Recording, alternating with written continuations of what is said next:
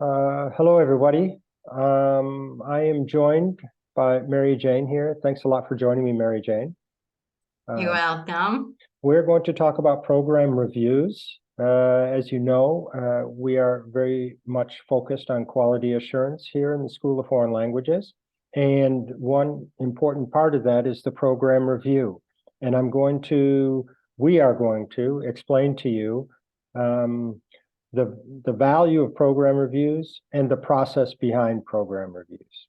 And so Mary Jane is here to help me out. She's going to give you the Turkish version of what I'm saying. Go ahead, Mary Jane. Merhaba. Thank you Danut Hocam. Merhaba hocalarım. Bugün Danut Hoca ile birlikte okulumuz için çok önemli olan aslında program incelemesi ile ilgili konuşacağız. Biliyorsunuz kalite ve güvence çok önemli.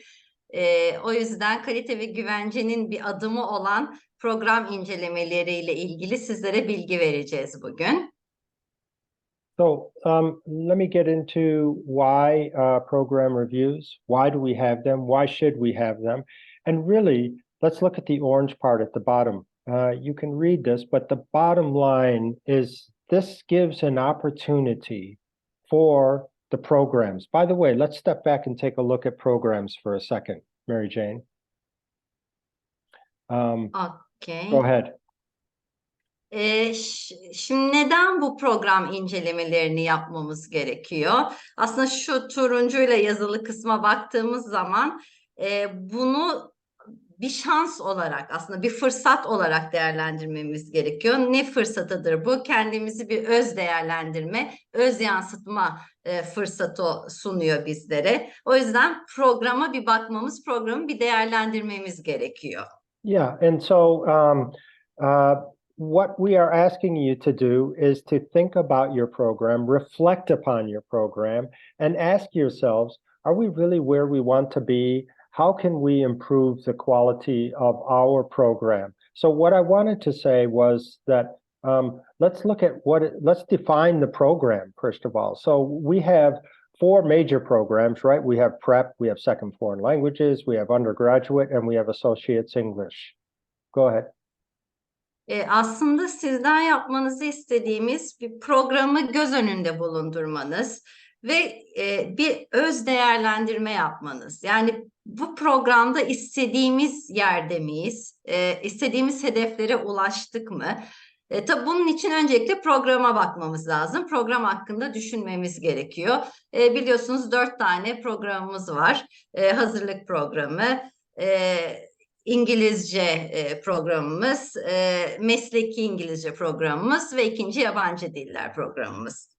So under all of those, okay, under those different major programs, we have the singular prep program, but then under second foreign languages, you know, we have 7 languages. So each of those is a separate program.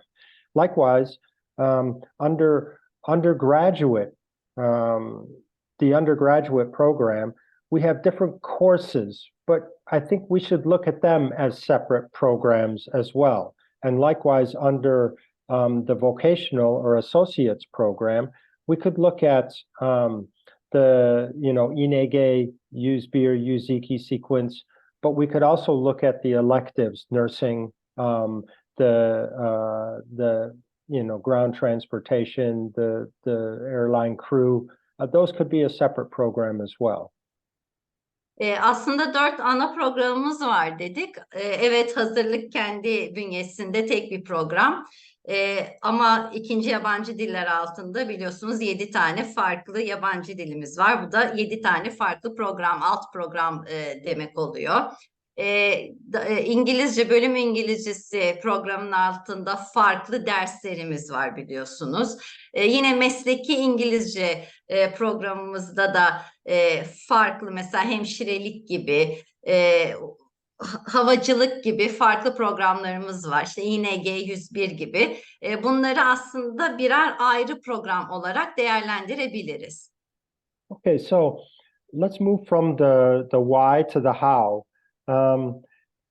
Okay, I'm going to stop here. We've got some driving questions for why we want to undergo the program review process.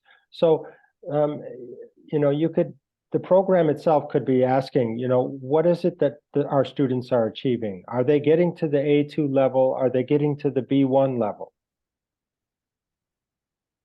Bu program değerlendirmesine başlayacağımız zaman bazı soruları düşünmemiz gerekiyor. Yani yola çıkacağımız sorular bunlar aslında.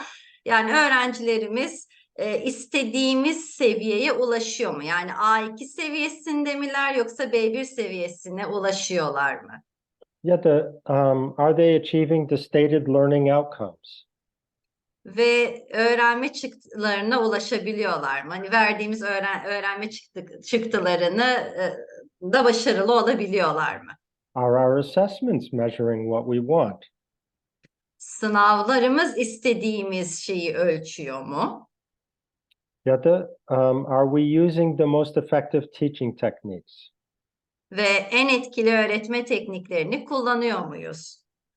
Are they the best materials for our program? Programımız için kullandığımız materyaller en iyileri mi? And also, I think really importantly, are the students enjoying themselves? Ve aslında en önemlisi öğrencilerimiz zevk alıyorlar mı? Mm-hmm. And the instructors, are they enjoying themselves as well? That's a very Ve, important question for me. ve aynı zamanda aslında başka bir önemli soru da öğretmenlerimiz zevk alıyorlar mı öğretirken? So let's talk about the how now. We've talked about the why. Let's talk about the how now.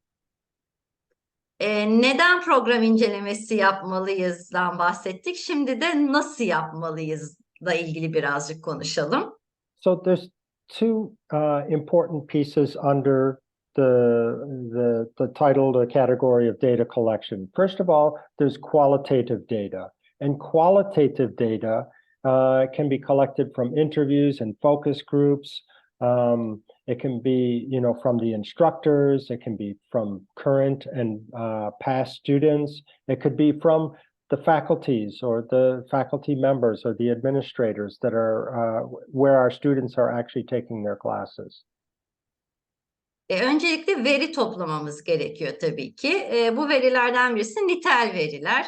Nitel veri derken bu tam zamanlı veya yarı zamanlı hocalarımızdan olabilir.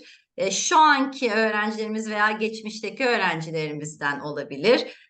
Üniversite yöneticileri veya öğretim üyeleri olabilir. There's also quantitative data, which is the data that everybody always thinks about automatically. So it could be student performance, attendance, surveys as well. Aynı zamanda nicel veri de toplayabiliriz. Bu zaten hemen veri deyince aklımıza gelen kısım. Ne olabilir bunlar? Öğrenci performansları, öğrenci katılımı, devam ve de anketler. But these are just some ideas. These are just some examples. Of course, it's not limited. You can think of you and your program can think of other ways to collect data, other data sources as well. Bunlar tabii ki sadece örnek ya belki veri toplama yöntemlerinin birkaç tanesi. Siz programınıza göre kendiniz de farklı yöntemler de belirleyebilirsiniz. Yani istediğiniz şekilde programınıza en uygun şekilde veri toplayabilirsiniz. Yeah, it's not here, but just one example could be you could be looking at analytics within Blackboard. You could be there's data within Blackboard that you can draw down and use that as quantitative data as well. Örneğin Blackboard'da nicel veri olarak Blackboard Analytics var biliyorsunuz. Oradan da veri çekip onu da inceleyebilirsiniz mesela. So once you have gathered your data, by the way, let me step back to the data bit just for a quick second here. What we are trying to do is something called triangulation.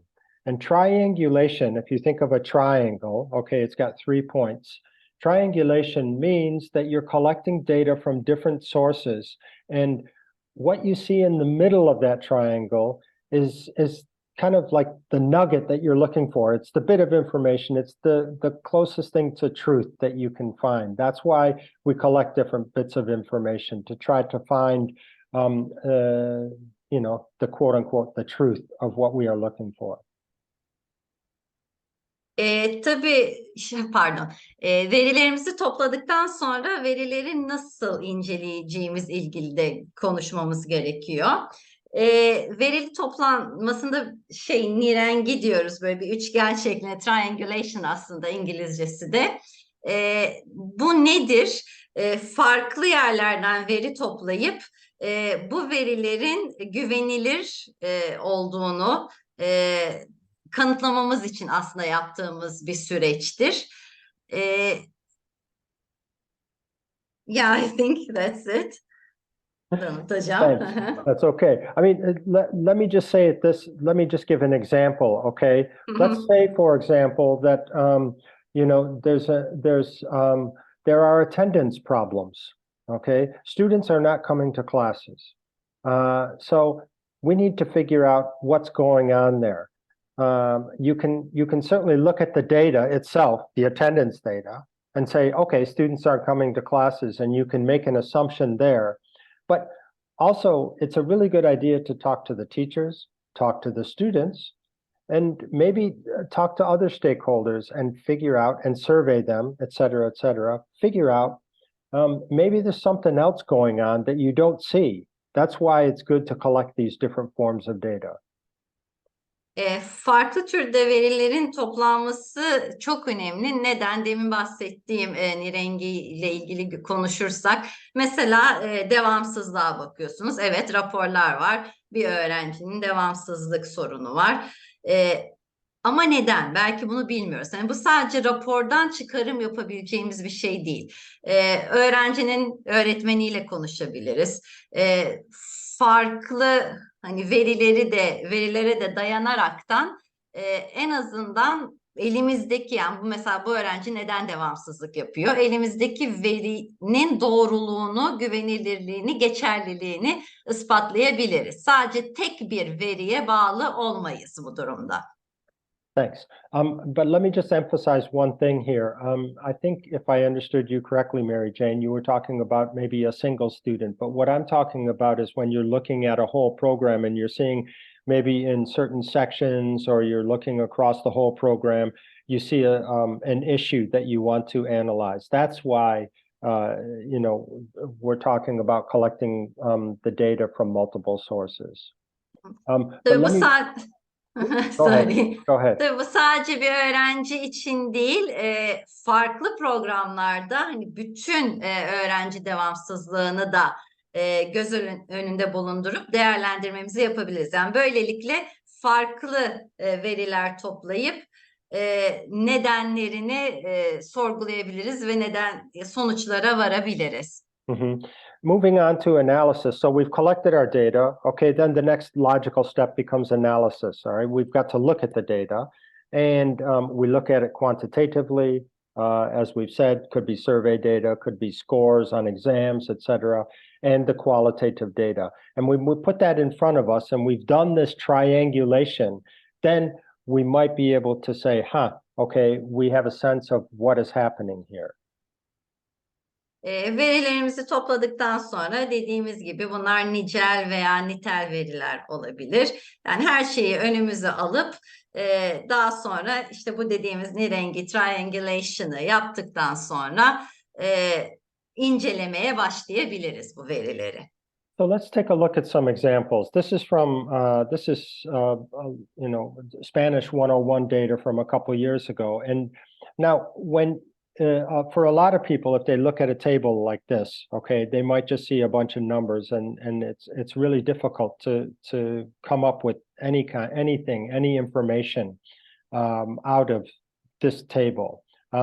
But if we dig into it a little bit, we might start seeing some differences. Şimdi böyle mesela İspanyolca 101 dersi için böyle bir tablo var elimizde. Hani genel buna baktığımızda evet sayıları görüyoruz. Hani istatistiki bilgilerimiz var. Ama incelemeye kalktığımızda aslında bazı farklılıklar görmeye başlayabiliyoruz. So let's take a look, for example, at the AAs in this class, the number of AAs.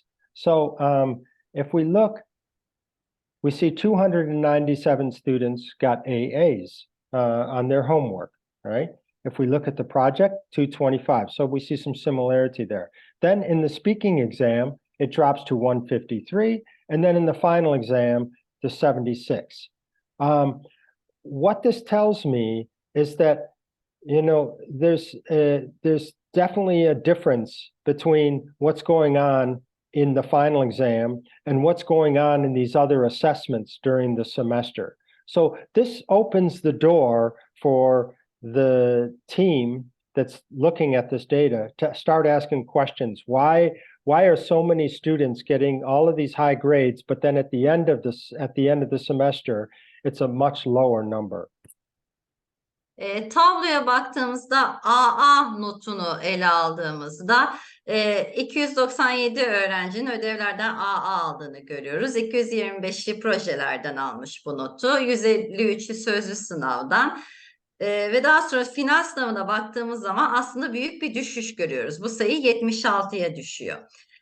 Bu tabloya bakıp program incelemesini yapan timin şöyle soruları olabilir. Hani neden birden bu düşüş var? Neden final sınavı notuyla sınıf içerisinde yapılan projeler veya verilen ödevler arasında AA alan öğrencilerin sayısında fark var? We can also look at data in a more graphic form. And when we look at this line graph at the bottom of the page, you can see some, you see some large differences. So that just automatically, by looking at it, it raises some questions. Ve grafiklere de baktığımız zaman aslında aşağıdaki çizgisel grafiğe baktığınızda büyük farkı tamamıyla görebiliyorsunuz burada. Ve direkt dediğimiz gibi hani bu soruyu sormamıza neden oluyor bu grafiğe bakmamız. Hani neden bu kadar fark var? Şimdi, if we look at these two tables over here on the left-hand side, you see that one of these is from the fall of 20, and the other one is from the fall of 21. So let's take a look at a little bit of the data here. So we can see that in the fall of 20, 94 students got AAs. In the fall of 21, that number decreased to 67.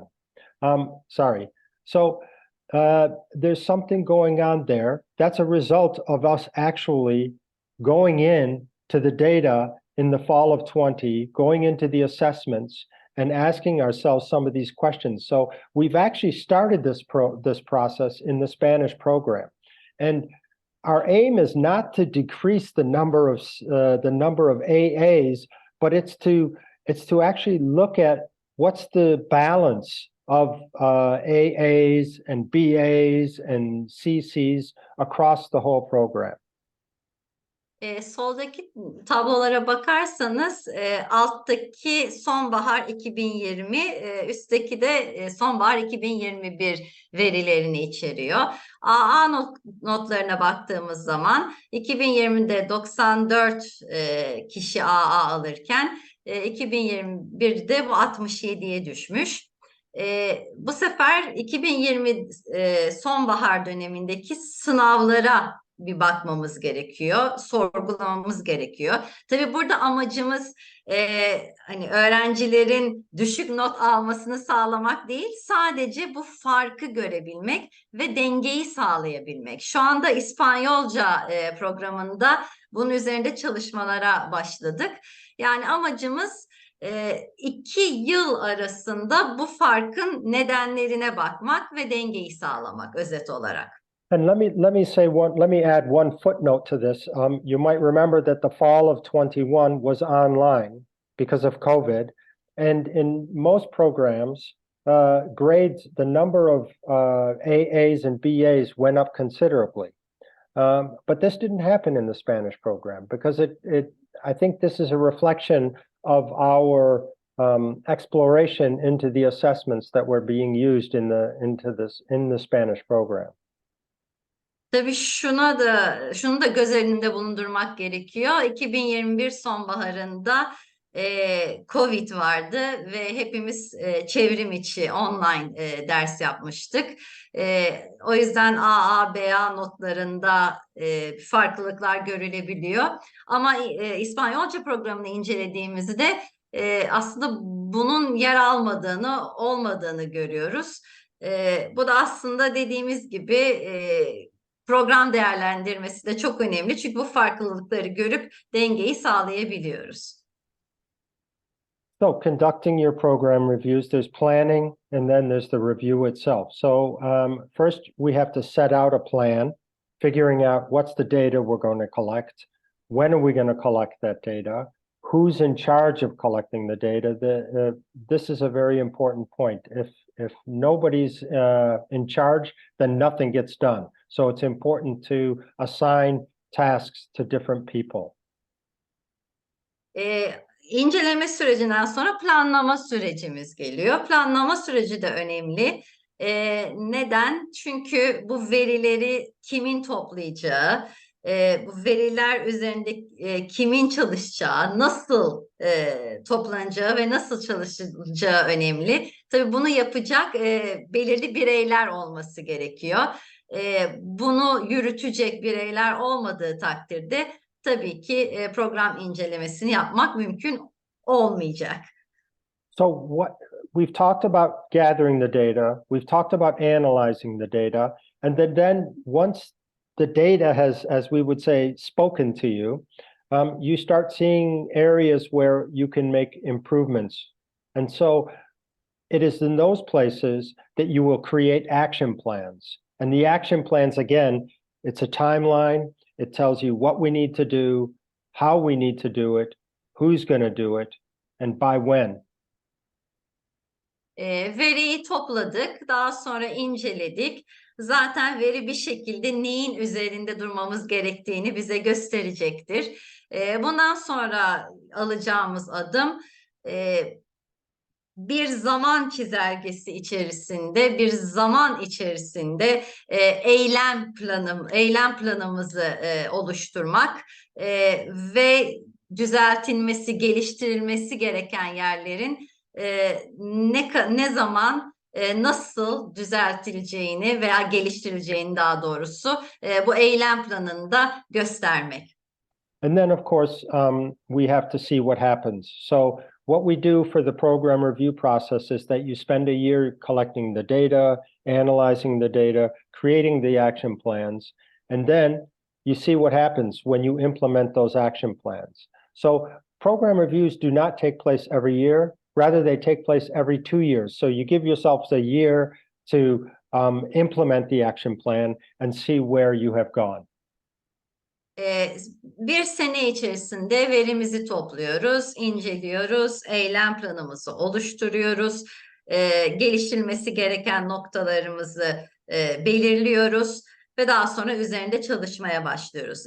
Bu program incelemesi her sene yapılmıyor, 2 senede bir yapılıyor, sürdürülüyor.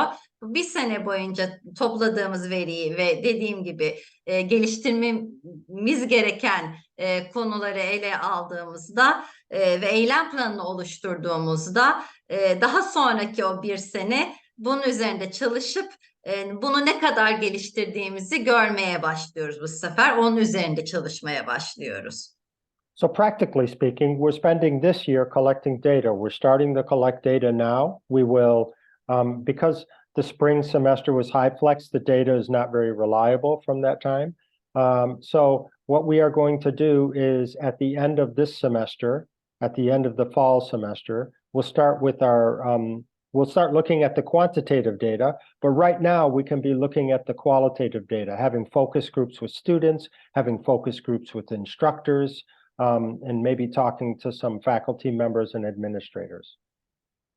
Geçen bahar dönemi biliyorsunuz high flex eğitim vardı. Yarısı çevrim içi, yarısı çevrim dışı olacak şekilde. O yüzden çok kaliteli aslında veriye sahip değiliz. O yüzden bu sene verilerimizi toplamaya başlıyoruz. Güz döneminde başlıyoruz. Ağırlıklı nicel veri üzerinde belki yoğunlaşabiliriz. Ama yine nitel veri de toplayabiliriz. Öğrencilerle mesela veya öğretmenlerle odak grup çalışmaları yapabiliriz, mülakatlar yapabiliriz. Yani şu anda verilerimizi toplamaya başlayabiliriz. Sorry about that. So it could be something like this. The process will begin in February, the data collection. So from this semester, as I mentioned, all the way to July, analysis and action planning, July to August, writing a report from July to August. And writing is a little bit, it's you're reporting your results, but you're also reporting your action plans. And then a final draft would be in September. Süreç şöyle işliyor. Mesela Şubat'ta başlarız sürecimize. Verilerin toplanması dediğimiz gibi bu güz döneminden başlayıp Temmuz'a kadar sürecek bir süreç bu.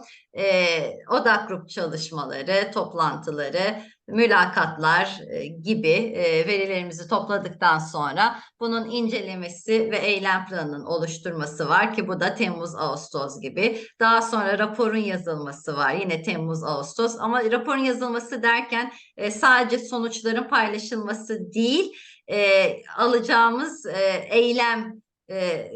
yapacağımız eylem planı ve alacağımız önlemler de bunun içerisinde ve son olarak da son kopyamızı 1 Eylül'de oluşturmuş olmamız gerekiyor.